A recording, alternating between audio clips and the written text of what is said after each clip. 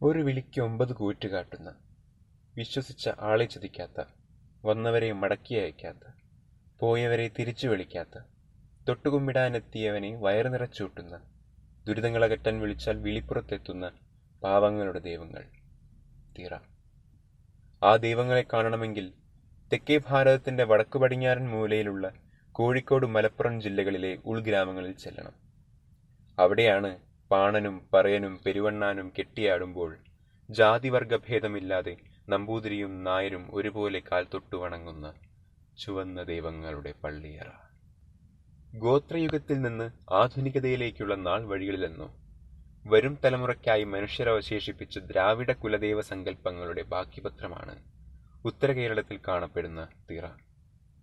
പേരിലും പൊരുളിലും കെട്ടിലും മട്ടിലും ഒരുപാട് മാറ്റങ്ങൾ വന്നെങ്കിലും പഴമക്കാർ കത്തിച്ചുവെച്ച വിശ്വാസത്തിന്റെ കെടാവിളക്ക് ഇന്നും അണയാതെ സൂക്ഷിച്ചു പോരുന്നു. നാടോടിക്കഥകളെ വെല്ലുവിധം മിഥ്യയും തഥ്യയും കൂടിക്കലർന്ന ആചാരങ്ങൾ അനുഷ്ഠിച്ചു പോരുന്ന ഒരു പറ്റം മനുഷ്യർക്ക് അവകാശപ്പെട്ടതാണ് തിറയെന്ന ഈ നർത്തനം. തെച്ചിപ്പൂ മാലയണിഞ്ഞ് കാട്ടുമഞ്ഞളിൽ കുളിച്ചു മുങ്ങിയിരുന്ന ദൈവങ്ങൾക്ക് ഇന്ന് നിറവും രൂപവും കൈവന്നു. ചാത്തനും ഗുളികനും ഖണ്ഡാകർണനും പൂക്കുട്ടിയും നാഗവും ഗുരുവും ദേവകളായി. അവരെ ബലിപൂജ നടത്തി മനുഷ്യൻ മനങ്ങളിൽ കുടിയിരുത്തി. പതിയെ അവിടം കാവുകളായി പരിണമിച്ചു. മനുഷ്യനാൽ സൃഷ്ടിക്കപ്പെട്ട ദൈവങ്ങളെ അവരിലെ ദേവദേവത സങ്കല്പങ്ങളെ സമന്വയിപ്പിച്ച് ആണ്ടുകൂടി തിറവെള്ളാട്ടുത്സവങ്ങളായി നടത്തപ്പെട്ടു. മനുഷ്യൻ ദേവതാരൂപം ധരിച്ച് നടത്തുന്ന ഈ അനുഷ്ഠാനങ്ങൾ മലബാറിന്റെ വടക്കോട്ട് തെയ്യമെന്നും മധ്യതെക്കൻ തിരുവിതാംകൂർ ഭാഗങ്ങളിൽ കോലം, പടയണി എന്നും അറിയപ്പെടുന്നു. മകരമാസത്തിലെ 2ാമത്തെ ശനിയാഴ്ച കോഴിക്കോട് ജില്ലയിലെ കണ്ണാടിക്കൽ ദേശത്തെത്തിപ്പെട്ടാൽ കേൾക്കുക പാട്ടാങ്കുളങ്ങര ഗുരുഭഗവതിക്കാവിലെ കെട്ടിയാട്ടത്തെപ്പറ്റി മാത്രമായിരിക്കും. 11 നാഗപരദേവത കിരാതമൂർത്തി സങ്കല്പങ്ങളെ ആരാധിച്ച് അവരുടെ തിറവെള്ളാട്ടുത്സവങ്ങൾ നടത്തിവരുന്ന ഒരു പഴയ തറവാട് കാവ്. പണ്ട് മനുഷ്യൻ കാടും മലയും കല്ലും മണ്ണും പുഴയും മഴയും ആരാധിച്ചിരുന്ന കാലത്ത് പട്ടരുകുളങ്ങര എന്ന ദേശത്ത് സന്യസിക്കാനായി ഒരു ഋഷിവര്യൻ കാട് കയറി. തന്റെ തപോജ്ഞാനത്താൽ നാഗമല ദൈവങ്ങളെ ആവാഹിച്ച് 4 ദിക്കുകളെയും കൈപ്പിടിയിലൊതുക്കി ആ യോഗി. വർഷങ്ങൾക്കിപ്പുറം കാട് ചുടലയായി. പട്ടർകുളങ്ങര പാട്ടാങ്കുളങ്ങരയായി. പിന്നീട് എപ്പോഴോ രേഖപ്പെടുത്താത്ത കാലക്രമങ്ങൾക്കിടയിൽ പണ്ട് ദേഹം വെടിഞ്ഞ് മണ്ണിൽ നിന്ന് വെണ്ണിലേക്ക് പോയ ഋഷിവര്യന്റെ ബീജാവാപങ്ങളായ തലമുറക്കാർ ഗുരു എന്ന നാമധേയത്തിൽ അദ്ദേഹത്തെ ആ മണ്ണിൽ കുടിയിരുത്തി. ഗുരുവിന്റെ പ്രതിപുരുഷന്മാരായി പാട്ടാങ്കുളങ്ങരയിൽ കോമരങ്ങളുണ്ടായി. കോമരങ്ങളിൽ നിന്ന് ചന്തുപുലി എന്ന സർവകാലദൃക്കായ ബ്രഹ്മചാരിയെപ്പറ്റി അനന്തരകാമികൾ അറിഞ്ഞു. പൂജ്യനായ ഗുരുവിന്റെ ദേഹിയോടൊപ്പം അലിഞ്ഞുനിന്ന ചാത്തനെയും ഭൈരവനെയും ഗുളികനെയും ഗുരു ആരാധിച്ച മണിനാഗത്തിനെയും 4ാമിടത്തിലേക്ക് ഗുരുവിനു പിന്നാലെ കുടിവെച്ചു. ഗുരുവിനാൽ മുന്നേ പ്രതിഷ്ഠിക്കപ്പെട്ട ഭണ്ണാരമൂർത്തികൾ ഭഗവതി സങ്കല്പത്തിലേക്ക് മാറുകയും വെട്ടുമൂർത്തി പ്രേതകൾ എന്ന പരദേവതകളെ കൂടി കുടിയിരുത്തുകയും ചെയ്തതോടെ പാട്ടാങ്കുളങ്ങരയിലെ ദൈവങ്ങൾ പട്ടിക തികച്ച ഭക്തിയുടെ ഒരു മഹാപ്രഹേളിക ഭക്തർക്ക് മുന്നിൽ തുറന്നുവെച്ചു. ഒരു 400 വർഷം മുമ്പേ ഉള്ള ഒരു ദൈവീക ചൈതന്യമാണ് ഇവിടെ ഉള്ളത്. ഇത് ഇപ്പം ഈ അമ്പലം ഇരിക്കുന്നത് 3ാമത്തെ സ്ഥാനത്താണ്. 2 സ്ഥാനങ്ങളിൽ മാറി മാറിയിട്ട് പിതൃക്കന്മാർ പൂജിച്ച് കൊണ്ടുവന്ന ഒരു സ്ഥലമാണിത്. ഒരു 400 കൊല്ലം മുമ്പേ ഇതിൻ്റെ പഴക്കം കാണുന്നുണ്ട്. അതിലിപ്പം ഉത്സവമായിട്ട് കൊണ്ടാടാൻ തുടങ്ങിയിട്ട് ഒരു 75-80 വർഷമായി. ആദ്യം ഈ സ്ഥലം, ഈ മണ്ണ്, ഈ ഭൂമി എല്ലാം ഈ ബ്രാഹ്മണന്മാരുടെ കയ്യിലായിരുന്നു, അതായത് പട്ടന്മാരുടെ കയ്യിലായിരുന്നു. അതുകൊണ്ട് ഈ സ്ഥലത്തിന് ആദ്യത്തെ പേര് പട്ടർകുളങ്ങര എന്നായിരുന്നു. ആ പേര് ലോപിച്ചാണ് ഇപ്പം പാട്ടാൻകുളങ്ങരയായത്. അപ്പം ഈ ബ്രാഹ്മണന്മാരെ കയ്യിൽ നിന്ന് ഈ ഭൂമിയും ഈ ചൈതന്യവും ഞങ്ങളുടെ പിതൃക്കളുടെ കയ്യിലേക്ക് എങ്ങനെ വന്നു എന്ന് അതിനുള്ള ഒരു രേഖയോ അല്ലെങ്കിൽ അതിനുള്ള ഒരു അറിവോ ഞങ്ങൾക്കൊന്നുമില്ല. ഞങ്ങളെ കാഴ്ചപ്പാടിലിപ്പോൾ ഒരു 75-80 വർഷമായിട്ട് ഞങ്ങൾ എല്ലാ വർഷവും ഇവിടെ ഉത്സവം കൊണ്ടാടി. അപ്പോൾ ഞങ്ങൾക്കെല്ലാവർക്കും വെളിപ്പാട് അകലെ എത്തുന്ന ഒരു ദൈവിക ചൈതന്യമാണ് ഇവിടെ ഉള്ളത്. ഈ മൂലസ്ഥാനത്തെ ഈ തറവാട്ടിലുള്ള എല്ലാ ആൾക്കാരും വളരെ ഭക്തി ബഹുമാനത്തോടു കൂടിയിട്ടാണ് കാണുന്നതും പിന്നെ നിർവചിച്ച് വരുന്നതും. കാരണം അവിടെ ക്ഷേത്രത്തിൽ എന്ത് ഇതുണ്ടെങ്കിലും ഇവിടെ വിളക്ക് വെച്ചിട്ടാണ് അവിടെ ബാക്കി കാര്യങ്ങൾ ചെയ്യുക. അതിനൊരു പ്രത്യേക കാരണം എന്താ പറഞ്ഞാൽ അദ്ദേഹം ഇവിടെയുള്ള മഹായോഗീശ്വരൻ ആ കാരണവർ ഈ ചുടലയിൽ നിന്ന് തപസ്സിരുന്ന് മന്ത്രവാദ ഗ്രന്ഥങ്ങളും മറ്റുള്ള കാര്യങ്ങളും വശത്താക്കിയതിൽ അദ്ദേഹം ഒരു നിക്ഷേപം എന്നുള്ള രീതിയിൽ അദ്ദേഹത്തിൻ്റെ പൂജിച്ച സാളഗ്രാമങ്ങൾ, ഭഗവതിയുടെ ചില സങ്കല്പങ്ങൾ, താളിയോല ഗ്രന്ഥങ്ങളെല്ലാം ഇതിൻ്റെ ഉള്ളിൽ നിക്ഷേപം ചെയ്തിട്ടുണ്ടെന്നാണ് തലമുറകളായിട്ട് വിശ്വസിച്ച് വരുന്നത്. അതിനാൽ ഈ സ്ഥലം പവിത്രമായ രീതിയിൽ ഒരു നാഗസ്ഥാനമായിട്ടാണ് ഇവിടെ സങ്കല്പിക്കുന്നത്. പാട്ടാങ്കുളങ്ങര ഗുരുഭഗവതിക്കാവിൽ തിരയുത്സവം ആരംഭിക്കുന്നത് തലേ ദിവസം, അതായത് വെള്ളിയാഴ്ച നടത്തപ്പെടുന്ന സന്ധ്യകൊട്ടിലൂടെയാണ്. കാവിൽ കുടിയിരുത്തിയിട്ടുള്ള ദേവദേവതകളെ ഉണർത്തലാണ് സന്ധ്യകൊട്ട്.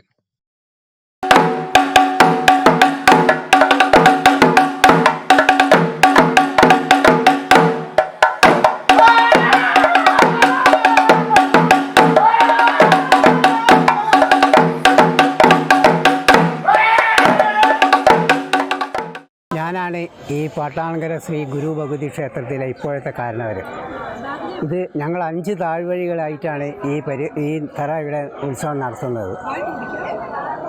ഈ ഓരോരുത്തരും ഈ ഒരു കാരണവർ സ്ഥാനം വന്നാൽ ഓരോരുത്തരും ഇങ്ങനെ താവഴിയായിട്ട് വരുന്നതാണ്. എൻ്റെ ഏട്ടനായിരുന്നു ഇതിന് മുമ്പ് കാരണവർ.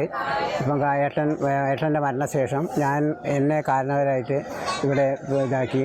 അതുകൊണ്ട് ഇപ്പോൾ ഞാനാണ് ഇവിടുത്തെ കാരണവർ. ശനിയാഴ്ച പുലർച്ചെയുള്ള ഗണപതി ഹോമത്തോടെയാണ് പ്രധാന ഉത്സവം തുടങ്ങുന്നത്. അടുത്തുള്ള ശിവക്ഷേത്രത്തിൽ നിന്ന് കലശം കൊണ്ടുവന്ന് ശുദ്ധിയാക്കി പൂജ ചെയ്ത് മൂർത്തികളെ പ്രീതിപ്പെടുത്തുന്നതോടെ തിറയാട്ടവും തുടങ്ങുകയായി.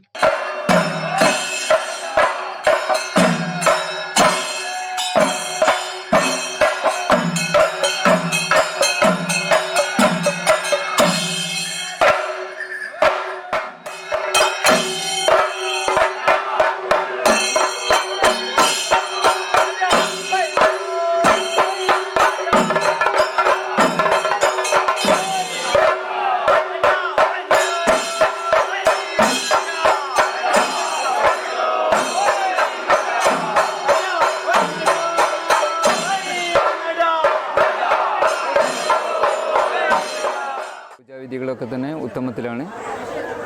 മധ്യമത്തിൽ ഗുളികൻ്റെ പൂജ മാത്രമാണ് വരുന്നത്. അത് പിന്നീട് ഒരു ദിവസമാണ് ചെയ്യുന്നത്.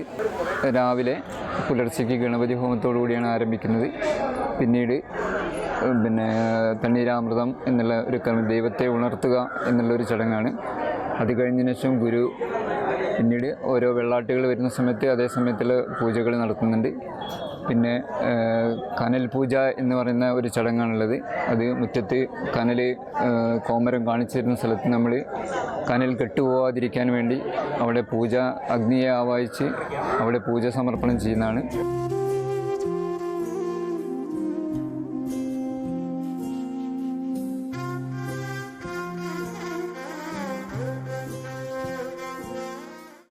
കാവിന്റെ ചരിത്രത്തോട് അലിഞ്ഞു ചേർന്നതാണ് അഞ്ചടിയും തോറ്റവും. അഞ്ചടി ആ മണ്ണിൽ ജനിച്ചു ജീവിച്ചു മരിച്ചു വീണ് പിന്നീട് ദേവകളായി പൂജിക്കപ്പെട്ടു വരുന്ന മൂർത്തികളെ സ്തുതിച്ചു പാടുന്നതാണ്. ഗുരു, വെട്ടുമൂർത്തി, ഗുരുസ്ത്രീകൾ എന്നിവരാണവർ. അഞ്ചടി ചൊല്ലുമ്പോൾ കാവിലെ ആൺതലമുറയിൽപ്പെട്ടവർ അരിയും പൂവും എറിഞ്ഞ് കാവിനെ വലം വയ്ക്കും. തോറ്റമാകട്ടെ അവിടെയുള്ള ദേവീ സങ്കല്പങ്ങളെ വാഴ്ത്തിപ്പാടുന്നതും.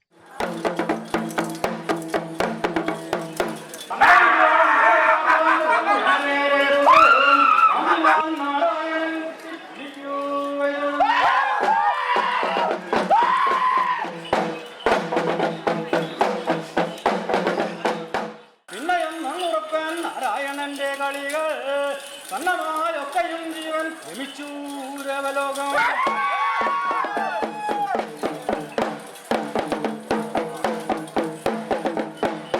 ഉന്നത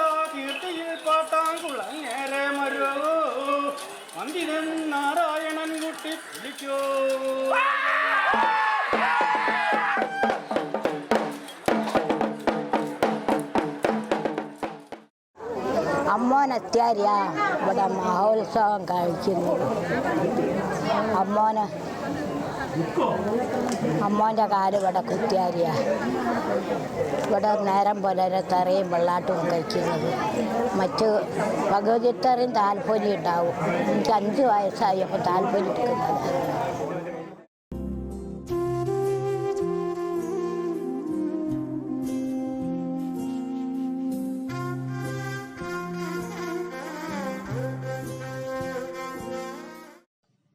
സന്ധ്യ വരെ ദേവന്റെ യൗവനകാലത്തെ സൂചിപ്പിക്കുന്ന വെള്ളാട്ടുതിറകളാണ്. വെള്ളാട്ടുകൾ അവസാനിക്കുന്നത് നായർ വെള്ളാട്ടുകൊണ്ടുമാണ്.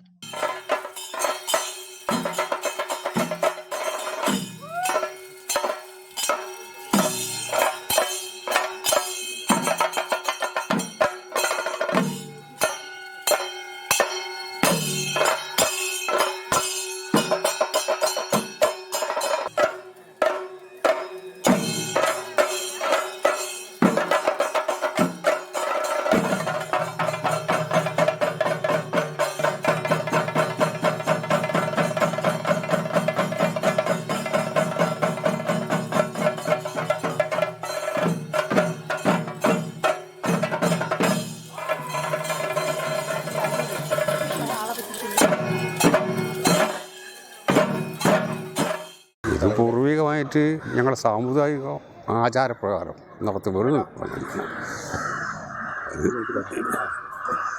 ഇപ്പോഴും നല്ല പൂർവികമായിട്ട് പോരുന്നതാണ്. കാരണം ഇതിപ്പോൾ തുടർച്ചയായിട്ട് ഞങ്ങൾ അങ്ങനെ പോരുന്നു. ഇവിടെ എത്ര വർഷമായി? ഇവിടെ ഒരു 40 കൊല്ലത്തിൻ്റെ പുറത്ത് പോകാൻ മതി എന്നാണ് എനിക്ക് തോന്നുന്നത്.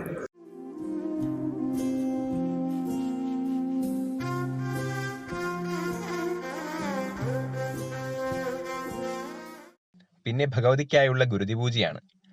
അത് കഴിഞ്ഞ് ഭഗവതി, ഭൈരവൻ, വെട്ടുമൂർത്തി, നഗകാളിത്തിറകൾ ഓരോന്നായി നടക്കും.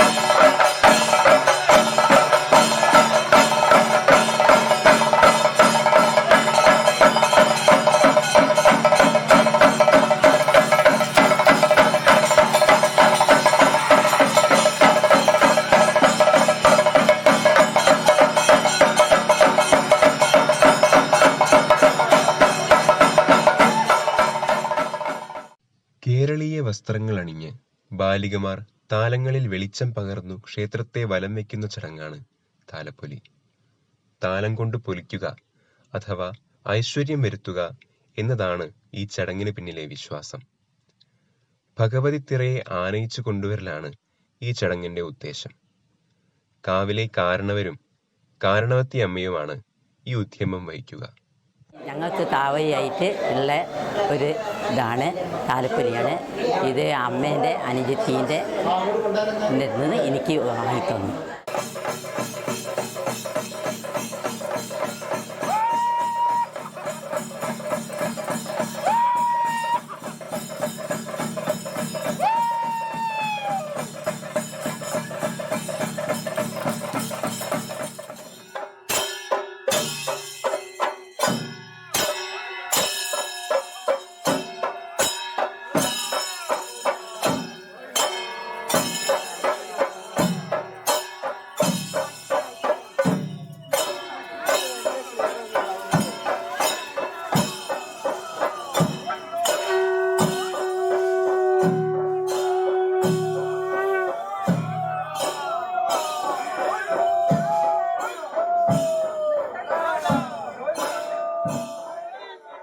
എൻ്റെ കുട്ടിക്കാലത്തെ ഇവിടെ താലപ്പൊലി ചെറിയ കുട്ടികളാണ് എടുക്കുക. 10 വയസ്സ് വരെ എടുക്കാൻ പാടുള്ളൂ. അത് കഴിഞ്ഞാൽ എടുക്കാൻ പാടില്ല.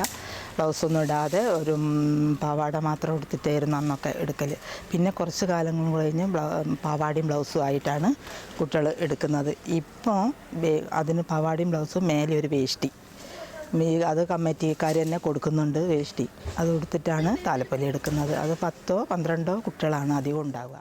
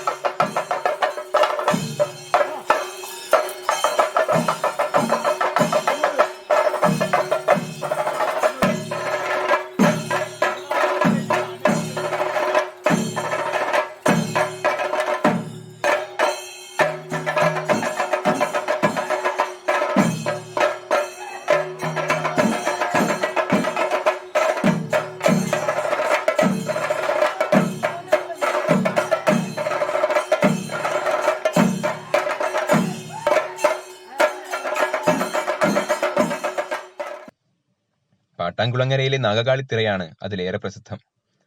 നാഗകാളി അമ്മയുടെ തോറ്റം കേട്ട് നിർവൃതി അടയാൻ വേണ്ടി മാത്രം നിരവധി ഭക്തജനങ്ങൾ വർഷം തോറും വരാറുണ്ട്.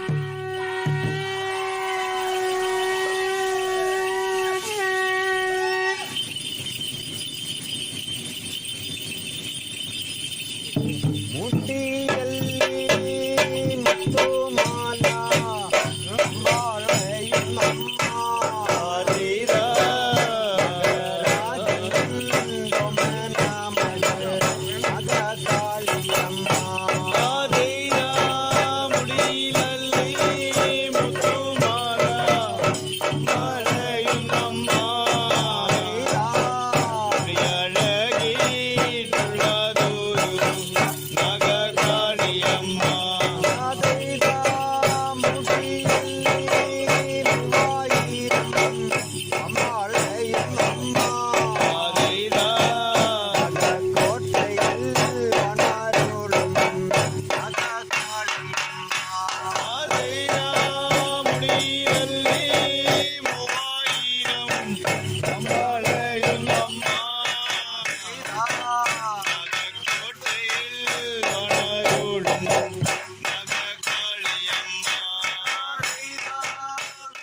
അത് കഴിഞ്ഞാണ് കുട്ടിച്ചാത്തൻ, ഗുരുസ്ത്രീകൾ, ഗുളികൻ എന്നിവരുടെ തിറകൾ.